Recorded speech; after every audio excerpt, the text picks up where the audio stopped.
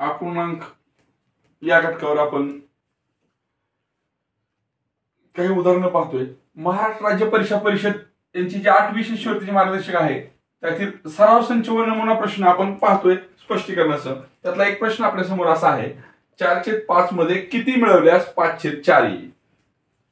हे आपण पदावलीच्या रूपाने मांडल्यानंतर 4/5 मध्ये किती मिळवल्यास आपल्याला माहित नाही, ते प्रश्नचिन्ह मानू किंवा त्याला आपण x मानू, मिळवलं तर किती मिळतंय 5/4 मिळतंय।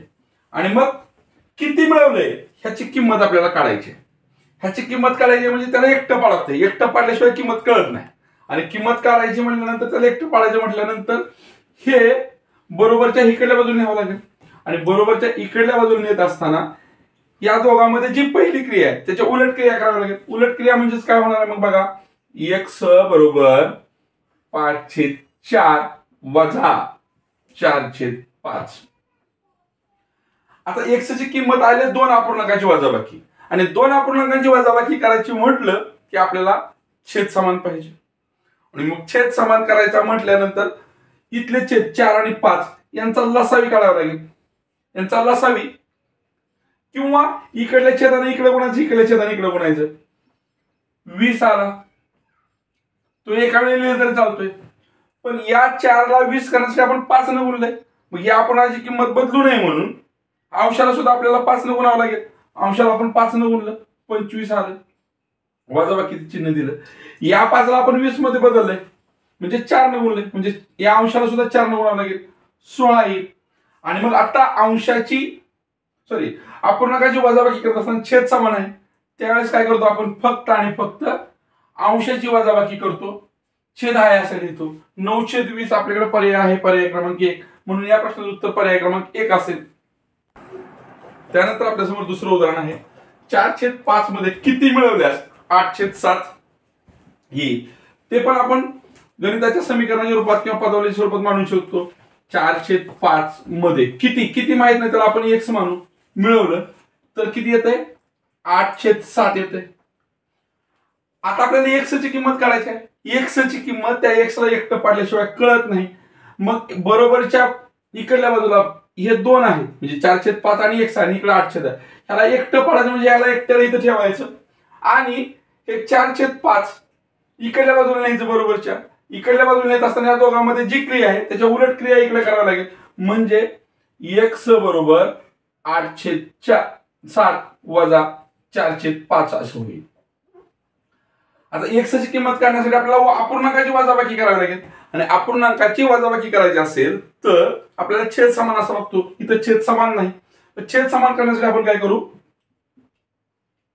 इकडल्या छेदानं इकडल्या अंशाला आणि छेदाला गुणू। किती होतंय बघा, 8×5 वजा 8×40 वजा, आता इकडल्या छेदाला आणि अंशाला इकडल्या छेदानं गुणू, 7×28 आता छेद समान झाला 35, आणि मग अंशाची क्रिया होणार। अंशाची क्रिया काय होईल, 40 मधून 28 गेले 12 उरले, 12/35 आणि 12/35 आपल्याकडे चौथा पर्याय आहे, पर्याय क्रमांक 4 बरोबर येईल।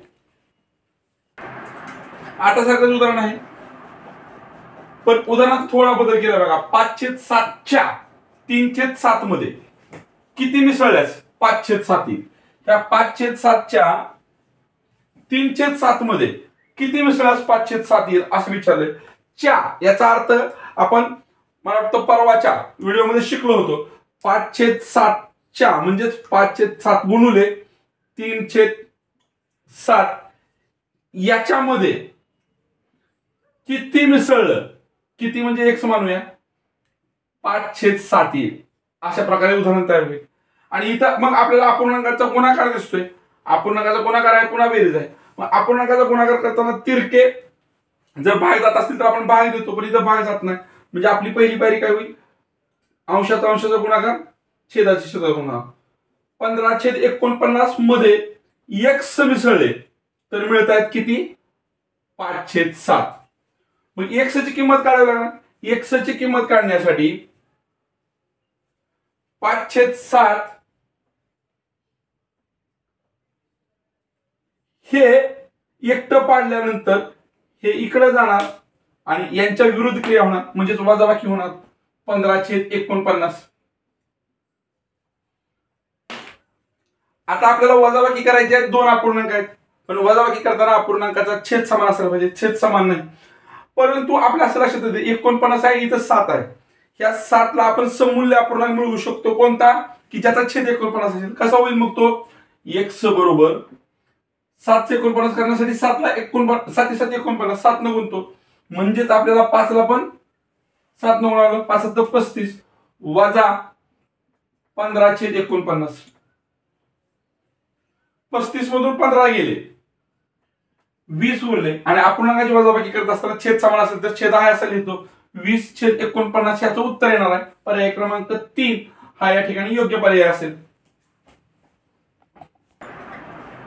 बघा मित्रांनो, आता सारखंच आपल्या समोर एक दुसरं उदाहरण आहे. 4/9 च्या 5/9 मध्ये किती मिसळ आहेत? 1/3 येईल. याचा अर्थ तुम्हाला मी परवाच्या व्हिडिओमध्ये पण सांगितला होता, आताच्या उदाहरणात सांगितला. 4/9 च्या म्हणजेच गुणुले किती? 5/9. याच्यामध्ये किती मिसळ आपल्याला माहित नाही, किती मिसळ ते x मानूया, तर उत्तर किती येतंय? 1/3 येते. दोन अपूर्णांकाचा गुणाकार आहे, त्याच्यामध्ये पुन्हा x मिसळून उत्तर हे आले. पहिल्यांदा अपूर्णांकाच्या गुणाकाराला आपल्याला सोपं रूप द्यावं लागेल, सरळ रूप द्यावं लागेल. मग अपूर्णांकाचा गुणाकार तिरके भाग जात असतील भाग देऊन घेतो नुसता, नाहीतर आपण काय करतो? अंशाचा गुणाकार आणि छेदाचा गुणाकार करतो. अंशाचा गुणाकार आला 20, छेदाचा गुणाकार आला 81 अधिक x बरोबर 1/3. आता या x ची किंमत काढायची आहे, म्हणजे ह्याला एकटं पाडायचं, बरोबरच्या इकडे एकटं पाडलं, हे 20/81 तिकडे जाणार, पण या दोघांमध्ये जी क्रिया होती त्याच्या उलट क्रिया होणार, म्हणजेच 1/3 वजा 20/81 होणार. आता अपूर्णांकांची वजाबाकी करायची आहे. दोन अपूर्णांक 1/3 आणि 20/81 वजाबाकी करायची असेल तर अपूर्णांकाचा छेद समान असायला पाहिजे. मग एक तर आपण याला 3 मध्ये रूपांतरित करू शकतो किंवा याला 81 मध्ये करू शकतो. याला जर 81 मध्ये रूपांतरित करायचं असेल तर किती न गुणावं लागेल? आपल्याला 27 न गुणावं लागेल. आणि मग याला 27 न जर गुणलं x बरोबर छेदाला आपण 27 न गुणणं म्हणजे अंशाला पण 27 न गुणणार आहे. 27 त्रिक 81 वजा 20/81. अंशाची वजाबाकी होणार 7 आणि ज्यावेळेस अपूर्णांकाची वजाबाकी अंशाची वजाबाकी करतो आणि छेद आहे असा लिहितो 81. 7/81 आपल्याकडे पर्याय आहे, पर्याय क्रमांक 2 हा या प्रश्नाचं योग्य उत्तर असणार आहे. 155/279 चा सममूल्य अपूर्णांक कोणता असा प्रश्न विचारलाय. नंतर पर्याय दिले 5/9, 15/29, 5/27 आणि 15/9. आता हे सगळे अपूर्णांक छोटे आहेत, हा मोठा आहे. सममूल्य अपूर्णांक काढलाय पण संक्षिप्त रूप दिले, म्हणजे छोटं रूप दिले. छोटं रूप द्यायचं म्हटलं आणि संख्या जर मोठी असेल तर त्याचं काय करायचं? आपण मूळ अवयव पाडून घ्यायचे. मूळ अवयव पाडूया आपण. 155, तर 155 चे मूळ अवयव पाडताना आपल्याला माहित आहे 2 न भाग जात नाही, 3 न भाग जात नाही, 5 न जातोय. 5 न भाग घातला, 5 त्रिक 15 आणि 5 1 5. 31 ही मूळ संख्या आहे, त्याच्यामुळे पुढे भाग जात नाही. आणि मग 279 ला बघूया आपण. 279 संख्या विषम असल्यामुळे 2 ने भाग जात नाही, 3 ने जातोय. 3 9 27, 3 त्रिक 9, 3 चा भाग बसला. परत 93 आलं, 93 ला परत 3 न भाग बसतोय. 3 त्रिक 9 आणि 3 1 3. 31 ही मूळ संख्या आहे. म्हणजे आता बघा 155/279 हे आपण मूळ अवयवाच्या किंवा गुणाकाराच्या स्वरूपात लिहिलं तर 5 गुणिले 31 छेद 3 गुणिले 31 असं येईल. आणि मग ह्या 31 ला हे 31 जातील आणि उरते 5/9. म्हणजे या अपूर्णांकाचा संक्षिप्त रूपातील किंवा छोट्या रूपातील सारख्याच किमतीचा सममूल्य अपूर्णांक असणार आहे 5/9. 5/75 चा सममूल्य अपूर्णांक कोणता असं विचारलंय. म्हणजे दशांश अपूर्णांकाची संख्या आहे, पर्याय आपल्याला सगळे व्यवहार्य अपूर्णांक दिले.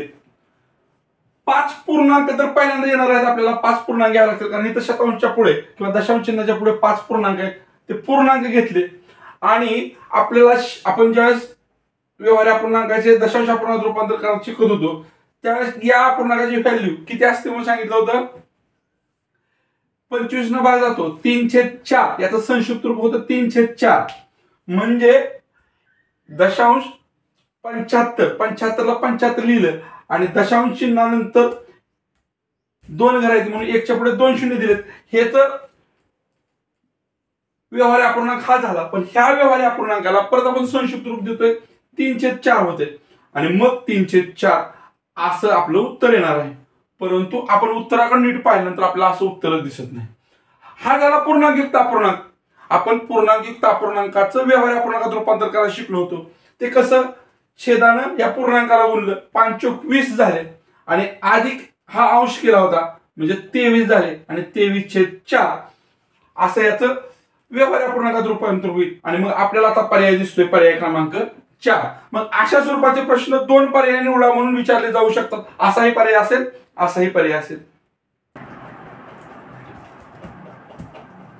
324/144 चा सममूल्य अपूर्णांक काढायचा आहे संख्या मोठ्या आहेत पण संख्या पाहिल्यानंतर आपल्याला लक्षात येते याला 4 2 6 आणि 3 9 आणि 1 4 4 9 म्हणजे या दोन्ही संख्याला 9 ने भाग जातोय आपण 9 ने भाग देऊया 9 त्रिक 27 उरले 5 5च्या पुढे 4 घेतले 54 9 सक्क 54 वर झाले 36 परत 9 ने भागूया खाली 9 एक्के 9 उरले 5 5च्या पुढे 4 घेतले झाले 54 9 सक्के 54 आता 16 आणि 36 आले 16 आणि 36 ला परत आपण लक्षात येते आपल्या की 4 न भाग जातोय याला 4 न भागलं 4 आलं आणि 9 ला 4 न 36 ला 4 9 न भागलं सॉरी 4 न भागलं कारण याला 4 न भागलं म्हणजे याला 4 न भागावं लागते 9 अंशाचं रूपांतर आलं 9 छेदाचं रूपांतर आलं 4 म्हणजेच 9/4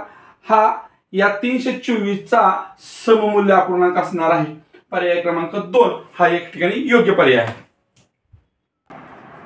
4/4.25 किंवा 4/27.25 चा सममूल्य अपूर्णांक कोणता विचारलेला आहे पर्याय व्यवहार्य अपूर्णांकाच्या रूपात दिलेले आहे म्हणजे या दशांश अपूर्णांकाचं किंवा दशांश संख्येचं आपल्याला व्यवहार्य अपूर्णांकात रूपांतर करावं व्यवहार्य अपूर्णांकात रूपांतर करताना हे 4 पहिल्यांदा आपल्याला पूर्णांकात दिसते ते पूर्णांकातले 4 लिहून काढले आणि दशांशाच्या पुढे 25 आहे ह्याचं व्यवहार्य अपूर्णांकात रूपांतर करताना आपण काही संख्या लिहून दिल्या होत्या हे कसं होणार 25/1 1च्या पुढे किती शून्य येणार 1 आणि 2 2 शून्य आल्या याचं संक्षिप्त रूप काय होतं 25 × 25 25 × 100 म्हणजे आपल्याला अशा पद्धतीचा पूर्णांकयुक्त अपूर्णांक या अपूर्णांकाशी सममूल्य असणारा मिळतोय पण पर्याय असा पर्याय नाही मग या पूर्णांकयुक्त अपूर्णांकापासून आपल्याला अंशाधिक व्यवहार्य अपूर्णांक बनवायचा कसा बनवतो आपण छेदाने या पूर्णांकाला गुणतो छेदाने पूर्णांकाला गुणलं की उत्तर आलं 16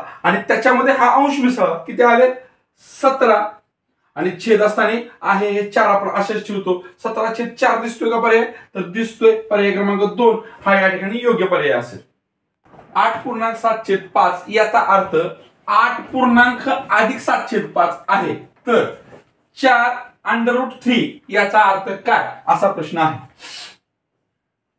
तर पहिला पर्याय दिला 4 अधिक √3 4 वजा √3 4 भागिले √3 4 गुणिले √3 तर रूटच्या बाबतीत जो बाहेरचा अंक असतो तो नेहमी रूटला काय असतो गुणुले असतो आणि जर हा रूट मध्ये घ्यायचा म्हटलं तर या बाहेरच्या अंकाचा वर्ग म्हणजे याला जर आत घ्यायचा असेल हा इथनं आपल्याला डिलीट करायचा असेल नको असेल म्हणजे इथं हा पर्याय आहे गुणाकाराचं चिन्ह हा एक संकेत आहे परंतु हा अंक बाहेर घ्यायचा बाहेरून आत घ्यायचा असेल तर काय करतो आपण 4 चा वर्ग करतो 16 आणि गुणिले 3 करतो म्हणजेच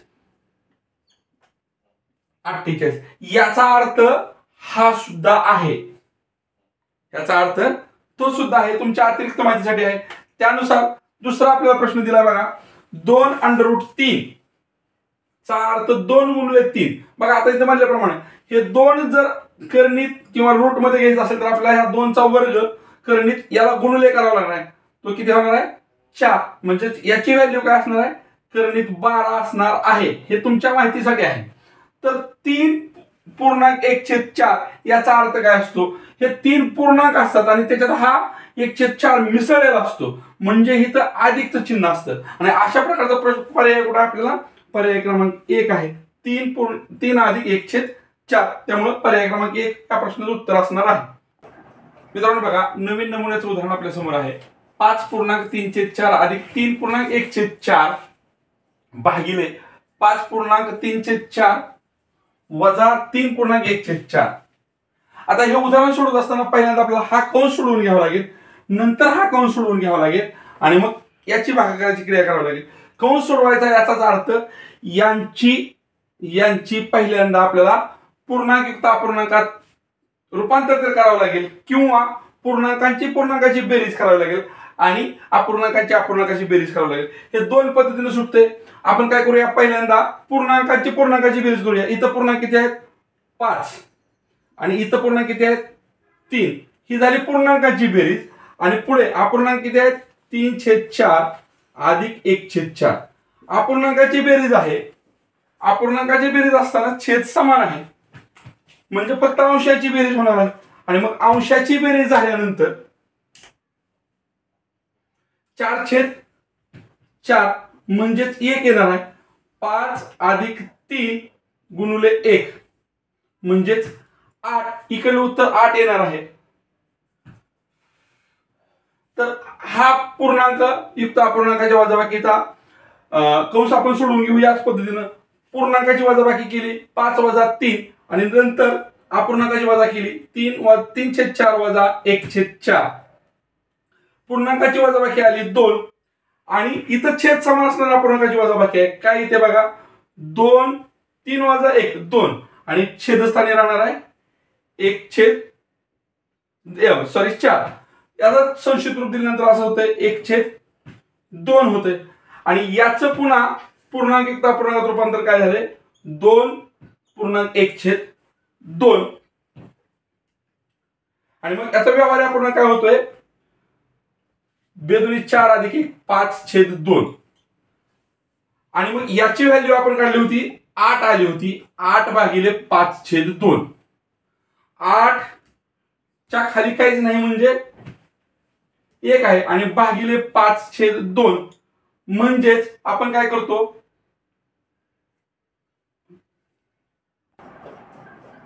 गणित सोडवताना बघा थोडी इथं गपलत झाले. या अपूर्णांकाची बेरीज आल्यानंतर कंसाची बेरीज सुद्धा आपण या पूर्णांकामध्ये मिसळणार आहोत. या अपूर्णांकाची बेरीज 4/4 म्हणजे 1 आलं आणि ते आपण बेरीजच्या स्वरूपात लिहायला पाहिजे. आपण ते गुणाकाराच्या स्वरूपात लिहिलं होतं, इथं चुकलं होतं. आपली बेरीज काय आली, मग याची 9 आली आणि या कंसाची सिम्प्लिफिकेशन वजाबाकी काय आलं, 5/2 आलं. म्हणजे 9/1 भागिले 9 भागिले 5/2. आणि मग हा भागाकार आपण असा करतो, गुणुले चिन्ह आणि हे उलट करतो. उलट केल्यानंतर काय होईल, 2/5 आणि मग 9 दुने 18 18/5. 18/5 हा आपल्याकडे 2 नंबरला पर्याय आहे. हे गणित आपण दुसऱ्या पद्धतीने कसं करतो, याचं पूर्णांकयुक्त अपूर्णांकाचा अंश अधिक अपूर्णांकात रूपांतर करतो.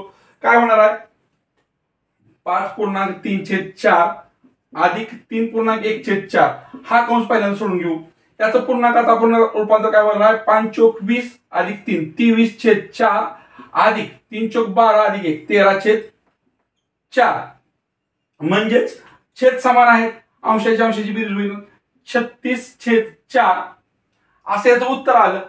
आणि 36/4 त्याच्यानंतर आपण इकडला अपूर्णांक सोडून घेऊ. त्याचं काय होतं बघा, 5/20 त्याप्रमाणेच होणार आहे 23/4 23/4 वजा 13/4 म्हणजेच 10/4. आता इथं पहिल्या कंसाची किंमत आली 36/4 आणि दुसऱ्या कंसाची किंमत आली 10/4. यांच्यामध्ये भागाकाराचं चिन्ह आहे, म्हणजे ही क्रिया आपण असं करतो 36/4 गुणुले 4/10 व्यस्त घेतो. 4 ला 4 गेले, 2 न भाग्याला 5 आलं, 2 न भाग्याला 18 आलं, 18/5 याही पद्धतीने पर्याय क्रमांक 2 येतोय. मित्रांनो बघा, आता सोडलेल्या उदाहरणाप्रमाणेच आहे. पूर्णांक अपूर्णांक अधिक पूर्णांक अपूर्णांक आहे भागिले पुन्हा कंसात पूर्णांक अपूर्णांक वजा पूर्णांक अपूर्णांक आहे. आता सोडवल्याप्रमाणेच हे गणित आपण दोन पद्धतीने सोडवू शकतो. या पूर्णांक अपूर्णांकाला पहिल्यांदा व्यवहार्य अपूर्णांकात बदलू शकतो आपण. 3.1/2 अधिक 2.1/3 त्याला व्यवहार्य अपूर्णांकात रूपांतरित करायचं आहे. काय होणार, छेदानं पूर्णांकाला गुणलं आणि अधिक अंश केला. 3 दुणे 6 अधिक 1 7, 7/2 राहिलं. याच पूर्णांकाला छेदानं गुणलं, 3 दुणे 6 आणि अंश मिसळला, 7/2 झालं. छेद समान, सॉरी तर 7/3 झालं. छेद समान नाही, आपण छेद समान करून घेऊ शकतो.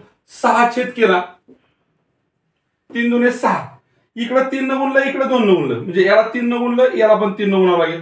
21/6, इकडे 2 न गुणावं लागेल, 14/6 म्हणजे 35/6 ही अपूर्णांकाची व्हॅल्यू येणार आहे.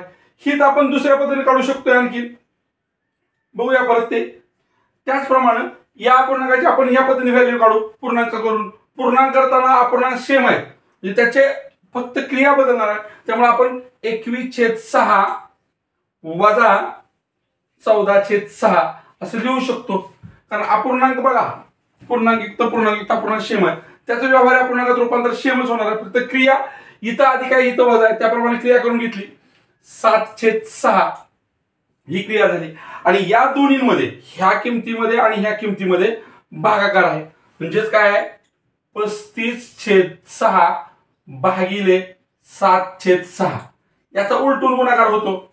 35/6 गुणुले 6/7.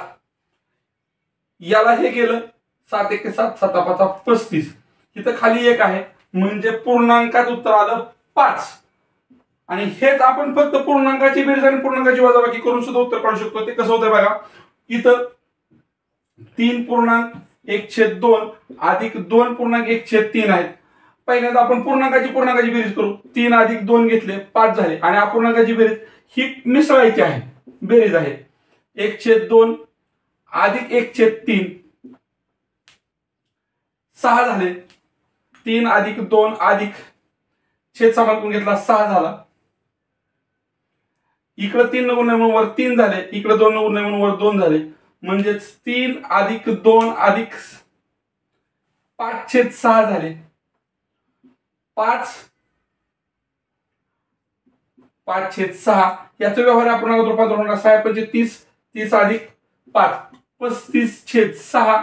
त्याच पद्धतीनं याचं होणार आहे बघा, 3 पूर्णांक वजा 2 पूर्णांक आणि परत वजा 1/2 वजा 1/3 हे होणार. 3 वजा 2 1 उरलेत, यातून परत बघा 1/2 वजा 1/3 याला समछेद अपूर्णांक केल्यानंतर 6 होणार. इकडे 2 ला 3 न गुणले म्हणल्यानंतर 1 ला पण 3 न गुणावं लागणार, 3. इकडे 2 न गुणले म्हणल्यानंतर इकडे 2 न गुणावं लागणार, 1/6. 1 वजा 1/6 अशा प्रकारचा हा अपूर्णांक होतो. याला पूर्णांकात रूपांतर केल्यानंतर तर ही वजाबाकी आणि ही वजाबाकीची बेरीज होणार आहे. इथं अधिक येणार आहे, 7/6 होणार. आणि मग मगासारखंच बघा, 35/6 भागिले 7/6 हे उलटून गुणाकार होणार. 35/6 गुणिले 7/6, 6/7. 6 ला 6 गेले, 7 ला 1 7 5 35. 5 पूर्णांकात उत्तर येणार आहे पर्याय क्रमांक 3.